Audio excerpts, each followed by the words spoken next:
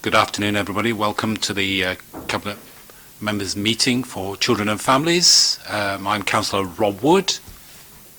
And I'm Councillor Judith Smythe. Alison Jeffrey, Director of Children, Families and Education at the City Council. Hello, I'm Jackie Clark, Service Lead Adoption. Sarah Daly, Deputy Director, Children and Families. Maria Smith, Group Accountant with responsibility for Children, Families and Education. Anna Martin, Democratic Services. Okay, for the members of the public here, we are streaming this live, so be on your best behaviour, everyone. Obviously, if there's any emergency, fire, etc., and the alarm goes off, please gather by the statue, Queen Victoria statue. Okay. Any? Okay. Councillor Matkins is on his way. I'll be late, so I understand that. Okay. Declarations. Can I declare my normal declarations? Governor at 3 schools. My daughter works for Motivate. I can't think of anything else. Was there another one? No. Oh yes, my son-in-law works for Harbour Schools. Yeah. Okay. Yes. Okay. None currently from me.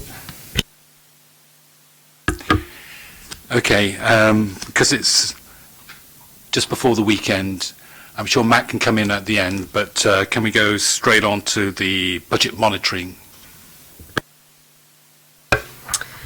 Okay, so this is the report for noting, which sets out the financial position for the Children and Families portfolio at the end of December 2019. First, I did notice a minor error in the report. In paragraph 2.1, we refer to placements being shown in table 5.10.3. This should read 5.11.3, so apologies for that. So as for the content of the report, the table at paragraph 5.1 sets out the summary position for the portfolio, showing an overall projected overspend of just under 3.8 million. It should be noted that the portfolio had a cash limit reduction of 0.1 million since we last reported, due to having the inflation allocations recalculated centrally. So just to note that that was sort of outside of the control of the service. The overspend is all in children's social care and safeguarding, as the grant for the troubled families covers the expenditure incurred during the year. Details on the children's social care and safeguarding budget are set out in paragraphs 5.2 to 5.11.12. The main area of overspend relates to looked after children. The direct placement cost, excluding our unaccompanied minors, are forecasting an overspend of 3.1 million. And the main area within this is the external residential placements, with a projected overspend of 2.8 million, as the number of children is higher than we've budgeted for. More information on the placements is set out in the table in paragraph 5.11.3, and just to note, this excludes placement costs for unaccompanied minors.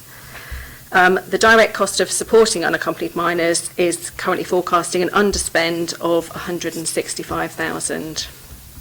Other service areas include assessment and intervention, which is currently overspending by 227,000, safeguarding and monitoring 176,000, and support activities 130,000. The details of which are contained in the body of the report, and unless there's any specific questions, I don't intend to sort of go through all of the details of those. At full council on the 11th of February, the City Council agreed the 2021 budget. Within this, additional funding of 2.9 million was provided for children's social care, which is in addition to the 4 million funding that was provided in the current financial year. This allocation is in line with the underlying pressures identified in the medium-term financial strategy, which has been produced by officers. On the capital side, there's 2 ongoing schemes which are detailed in section 6. However, the capital programme is forecast to be on budget. To conclude, whilst there is a projected revenue overspend, we're not considered to be a high spending authority when benchmarked against comparators, and the Stronger Futures Phase 2 will enable the service to achieve financial sustainability. So are there any specific questions on anything in the report? No, very comprehensive. I like the facts and figures, so that's very useful. I haven't, because obviously I know one of the biggest areas is the external residential, and I know we are looking at that very robustly, but without ensuring that in any shape or form we undermine why those children are there, etc. on that one. I'm also happy to see that we are still trying to make sure that the balance of IFAs versus in-house fostering and in-house placements, it swings and roundabouts, but it's going the right way. But I would still want us to look at the overall numbers, see if there are other cheaper alternatives. By that I mean spend to save scenarios, etc. Because clearly the numbers have now started to settle in terms of they're not in an upward trajectory, so they're balanced. And I know in the round robin, I think we're effectively just under £1 million, if I take into account how much we were overspent plus what we've had put back in plus the 3 point whatever. We're at about a few hundred thousand, which on the face of things is not great, but it's not running away in an upward trajectory. I'm going to open this up now to my colleagues. Thank you, Chair. When I first came on the council a couple of years ago, I was very concerned at the funding gap between our children's services and other places and our statistical peers. How close? How are we getting near to our statistical peers, or to whatever group we compare ourselves to now, or are we? Because there has been quite a lot of extra money put in, and I'm really pleased to have supported that strongly and pushed for it strongly. But how do we stand in relation to other local authorities of a similar nature now? I don't think we haven't actually got an up-to-date benchmarking because it's quite difficult to keep pace of this, because the information that's published nationally is always a couple of years, out of date. I have to say that many areas across the country are experiencing pressure, and local authorities are putting extra money into children's social care. It's very difficult for authorities to reduce spend on children's social care, so it's usually at the expense of other areas in the council. But the last benchmarking was the one exercise that was done early in 2018 by Newton Associates linked to the LGA, that showed our spend as being low compared to similar areas. But as you say, we've had 2 lots of extra funding since then. So I would have thought we're probably around the average now. I think it would be interesting to find out. It's certainly not the only criteria I'd use to press for more money for this vital service, particularly given the needs that we've got in front of us in the city. And I'm really encouraged by this report to see the way in which it appears that just slowly, gradually, some of our sort of, as it were, preventative early intervention work is beginning to have some traction.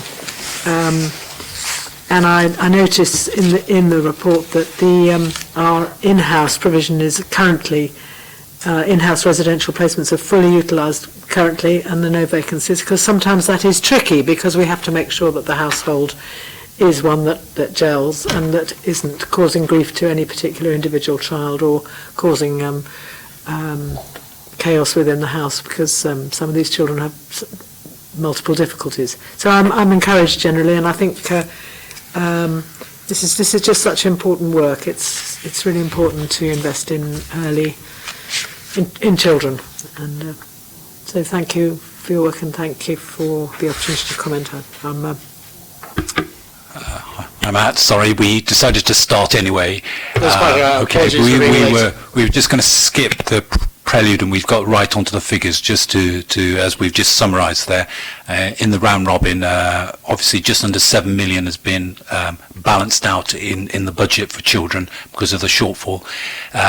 And the trajectory has slowed down, so effectively we're a few hundred thousand, if I take into account swings and rounds, we're a few hundred thousand up on that, but that's easily taken by the numbers earlier on the season, but it's now balanced out, and we are starting to see traction in terms of work down the line and actually looking at the figures. So one of the biggest areas we're currently going to look at is the external residentials, because that's 2.8 million overspent.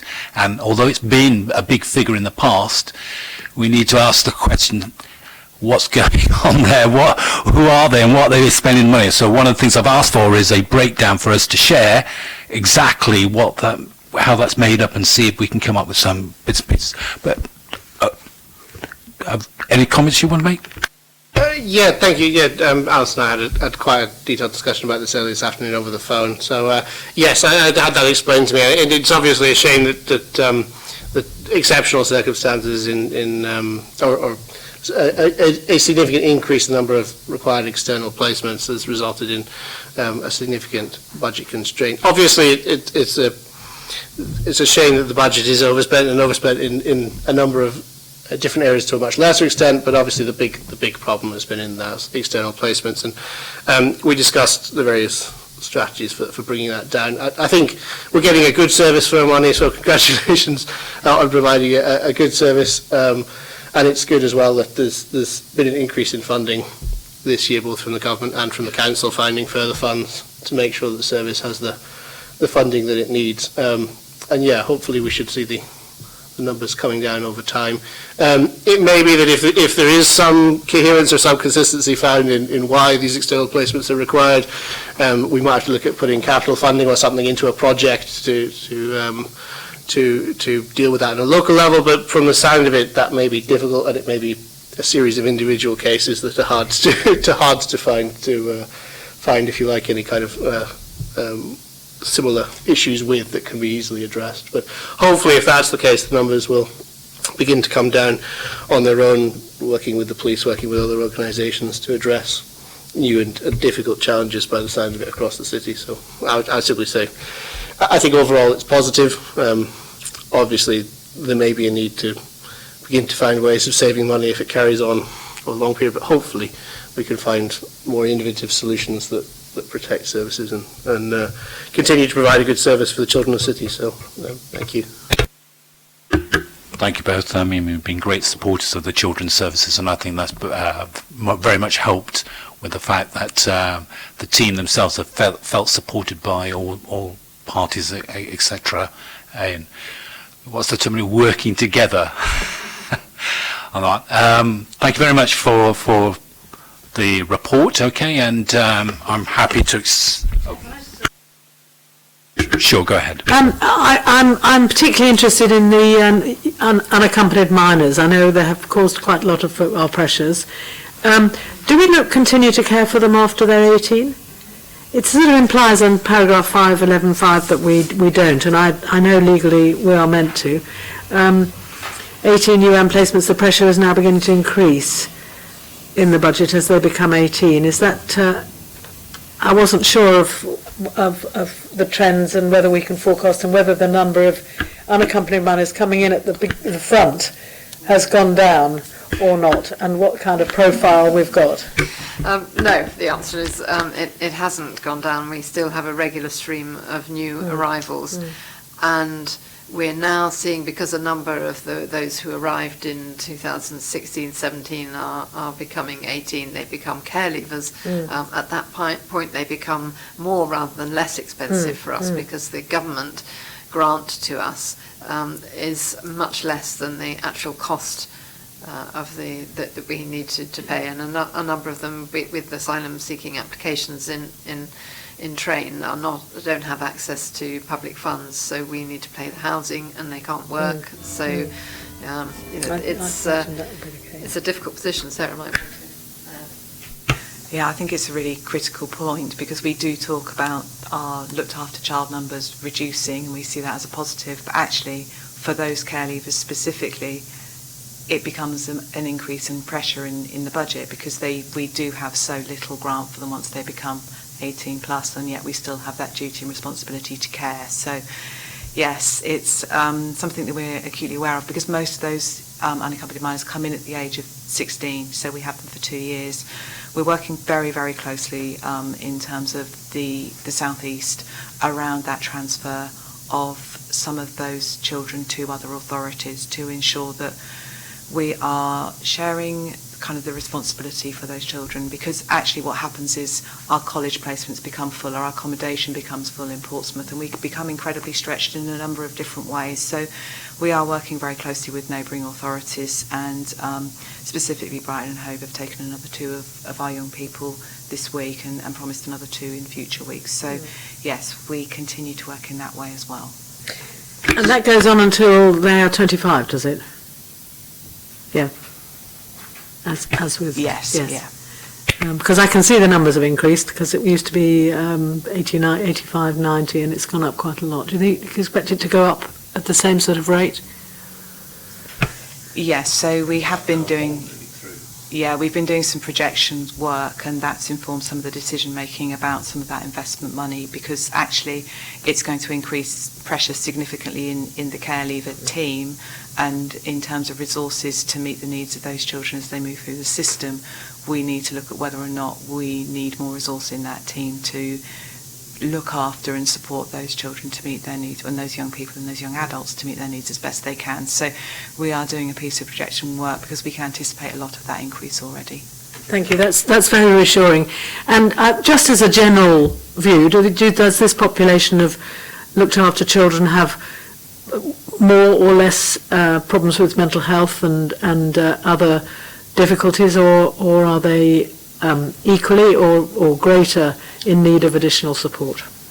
Just in general terms. So generally, these are young people who have experienced significant trauma in their home countries, and then additional trauma in the journeys that they take to reach the UK. So we do see a lot of trauma initially, but also once these young people become settled, we see additional trauma when they become kind of more at ease in themselves. So we do have a specific model of practice in Portsmouth, which is a trauma-informed model of care, which addresses and meets those needs as best we can, and that's something that we continue to roll out so that those mental health issues aren't prolonged and don't impact longer into adulthood than they need to.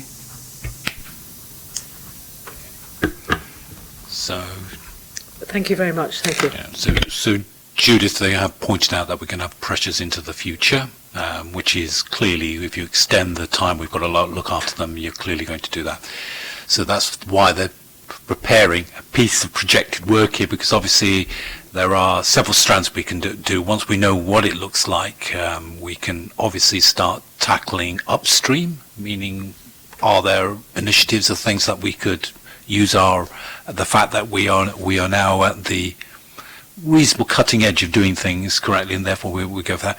It's also to make sure yourselves and my colleagues are on board that it is much cheaper to nip it in the bud and do something about it, and stop these youngsters becoming, future generations of people who may get into trouble or themselves be more vulnerable. So we are aware of that, and I think at the end of the day, well spotted.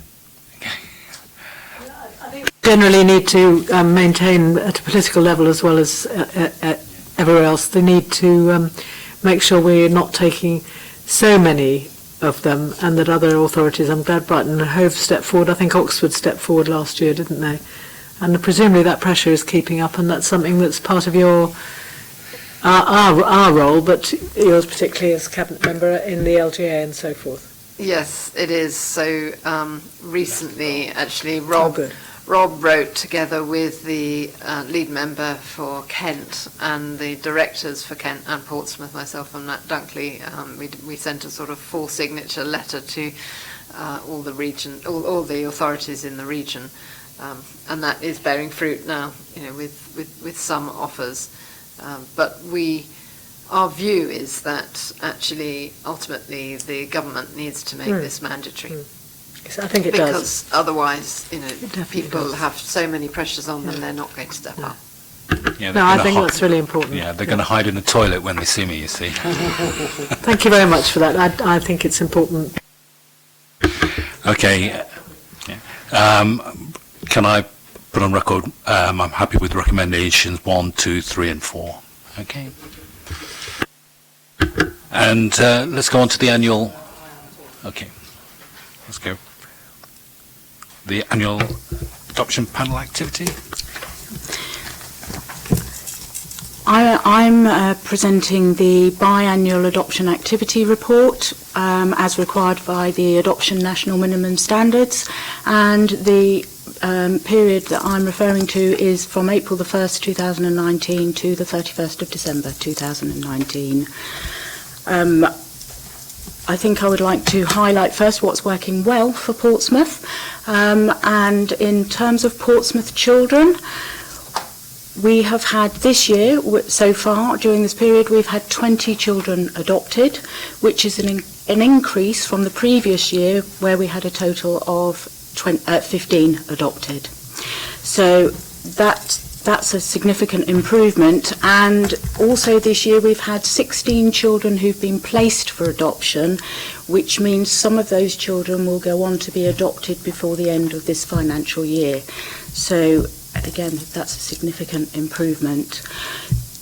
The other positive for Portsmouth is that Portsmouth's timeliness in accordance with the government thresholds has continued to improve. The government threshold for a child coming into care and then moving on to adoption is 426 days. If you look at Appendices 2, you will see that as of December 2019, our number of days for that threshold was 385 days. The second government threshold that we are measured against is the time the court agrees a plan of adoption for a child to the time the local authority formally agrees the placement can be made. The government threshold for that is 121 days. For us, at December, we stood at 204 days. That is an improvement over the past few years. What I can say is that during this period, we have placed some children who have very specific complex needs. That has meant there has been an extensive family finding search going on, but it's been successful. That will impact on our measurements. So it's a good news story for those children. At any one time, Portsmouth now has 25 children with a plan of adoption. Some of those children will return to their care of their parents. Some of those children will go to wider family members, and some of those children will go on to be adopted. So our figures that we're looking at projected for the end of the year balances out with the number of children that will be adopted. You will see in the report that one of the most significant things for Portsmouth is that we became part of a regional adoption agency in April the 1st. And early indications for Portsmouth children are very positive. You will see again on the appendices that Portsmouth last year managed to recruit 11 adoptive families, which meant that Portsmouth was going to other agencies for adoptive placements. This year, all our children linked have been linked with Adopt South approved families, which means there's been a total of 87 families approved so far. None of our children have gone to interagency placements. The other positive that we are seeing is choice in terms of placements, which is a real improvement from previous. The other improvement is all our children are being placed across our geographical region, which enables more effective support services, both from our social workers but also post-adoption support services, because again we've all joined together. We have a very strong adoption support service as part of the RAA, so those families can go access that support immediately. Excuse me.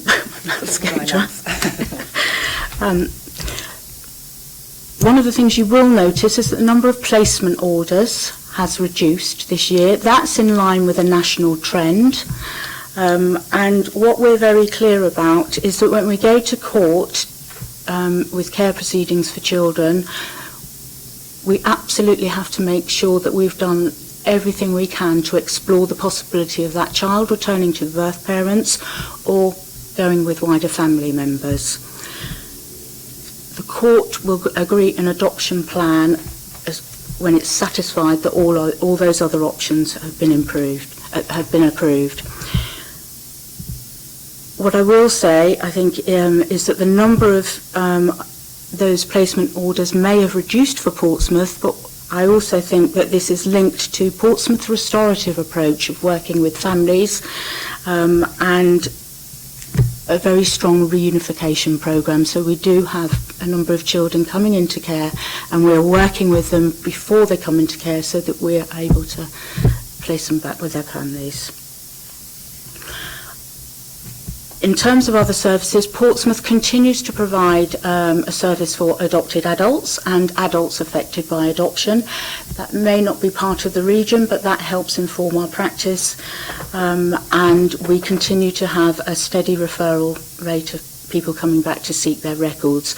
We are seeing an increase now of young adults who are seeking to access their adoption files as well. And again, that's something that we will be developing as part of the region. In summary, Portsmouth's performance in terms of adoption for children has continued to improve, and early indications for the Regional Adoption Agency are very positive.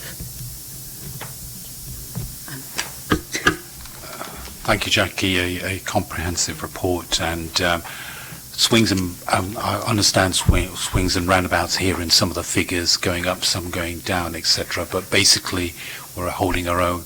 I like the idea that we are looking for diversity in where we can place them, so we've got a bit of resilience here. I can't stress that your role for us is really important.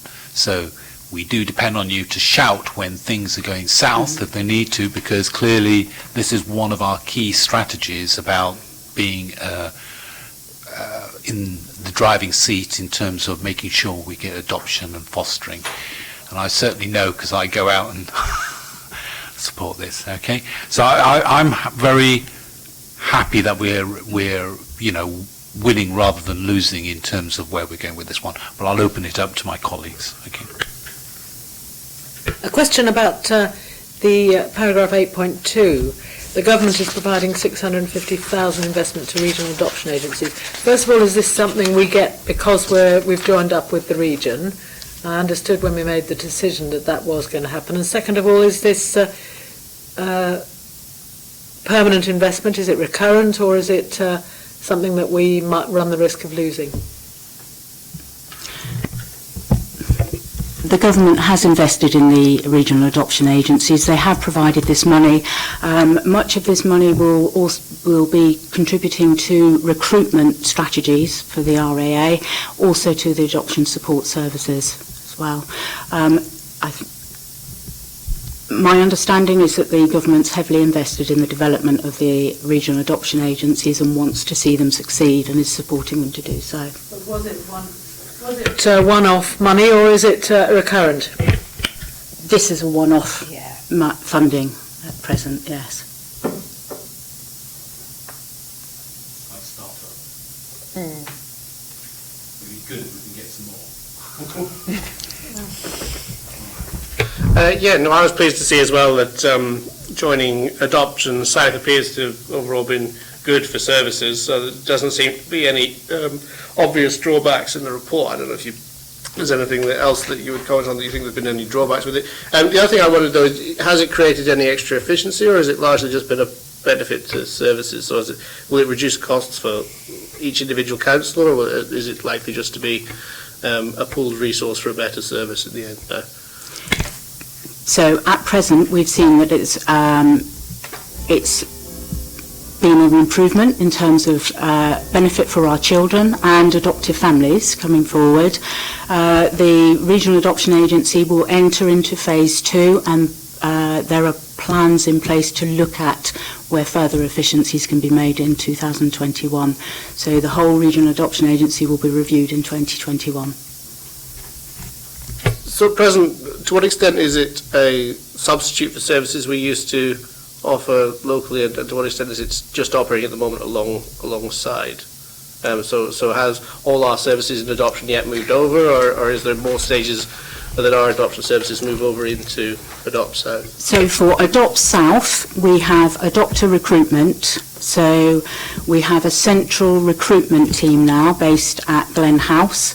That will do all our marketing. That sets the recruitment strategy. The prospective adopters will be assessed by any one of the 4 teams across the 4 local authorities. And then the adoption support services are provided again by pooled resources of the 4 local authorities together. Just to add to that, so we took some time devising this model and trying to get it right, because the government had a fixed idea at that time a couple of years ago about what an adoption agency should look like, and actually we had to strip that back and say what functions do we really need and how do we do this and how do we combine our staff. So it's a mixed model essentially of some staff who are absolutely working centrally, as Jackie says, and then the 4 teams, as it were, in the different localities, but working together. So we have a kind of a contract with the RAA Central to deliver a certain number of assessments in Portsmouth, as Southampton do, and Hampshire as well. But it so far as a model, it seems to be working quite well.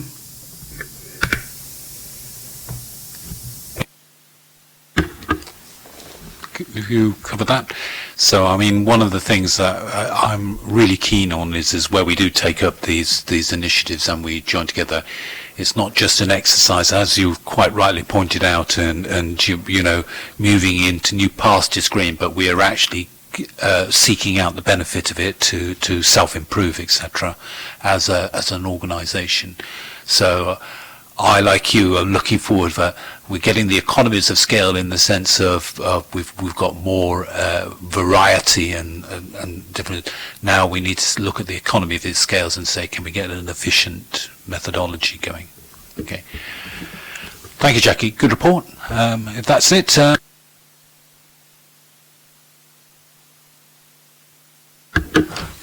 Was there a recommendation? Sorry. Okay, no, there wasn't. Okay, and that is it, is it? We can go home for the weekend. Okay, all right then, thank you everybody. I find these reports that we get that are sort of required statutorily very interesting and useful, and I wonder if there were things that weren't the subject of a statutory report that it would be useful to give an airing now and again to other parts of the service that don't require a statutory report. Just for you to consider in the future. I don't want to create work for people, but I do think sometimes there are big gaps in our knowledge as people on this committee. I have to agree with you. I think at the end of the day, we've taken on a role and we're doing the role, and we might as well, especially as we're supporting the team to get somewhere. So it's important that we dig underneath the hood and understand what's going on. So rather than us being at a distance, we can actually have some input and have some oversight on that. So I'm very happy to do that. I mean, we have in the last couple of years started to dig around at lots of different things. I know I've thrown lots of things at you from outside the organisation, so we're a bit more robust at looking at what's going on elsewhere, and maybe some of those initiatives, because there have been several over the last couple of years, we need to come back because we hear the names and we hear this project's going on, that project's going on. It would be good to come back with a report where those projects are and what they've morphed into and how they're benefiting us, so that we understand what's still on the plate and what its purpose is and other strategies there. So I really don't want to create work for people, but if you were able to say already that you think restorative justice and the trauma-informed model is working, if you have any evidence of that, it would be useful, I think, to have at least an occasional opportunity to look at that. Yeah, I'm just thinking, Chair, we could perhaps answer that request with, say, a report on practice in Portsmouth, innovations in Portsmouth, frontline practice and what we're doing that might be, of particular interest, and how that's developing, whether that's about the trauma-informed model of care, which looks at nutrition and sleep, and interestingly, at exercise. It has a fast feet forward thing where people get together and do things, which does actually change the way brain pathways are working. Or our family safeguarding model, where we're sending adult domestic violence workers out with social workers to do a whole family approach to safeguarding. That we could probably pick out a number of things that we can just write a little bit about and give a few vignettes to give you a little bit of an insight into practice, if that would be helpful. Yeah, that would be really useful. I'm really impressed with some of the innovations we've adopted even since I've been on this your committee, and I think we could have more intelligent conversations with the public when those things come up, if we're kept up to date on those things. And it is reassuring to know these things are going on, but sometimes exactly the sort of report you've talked about, Alison, would be really helpful, I think. Okay, let's do it. No All problem. right. I think it would be helpful for the service, actually, sometimes to see public reports that celebrate some of the work that they're doing. Okay, without much ado, let's go home. Okay.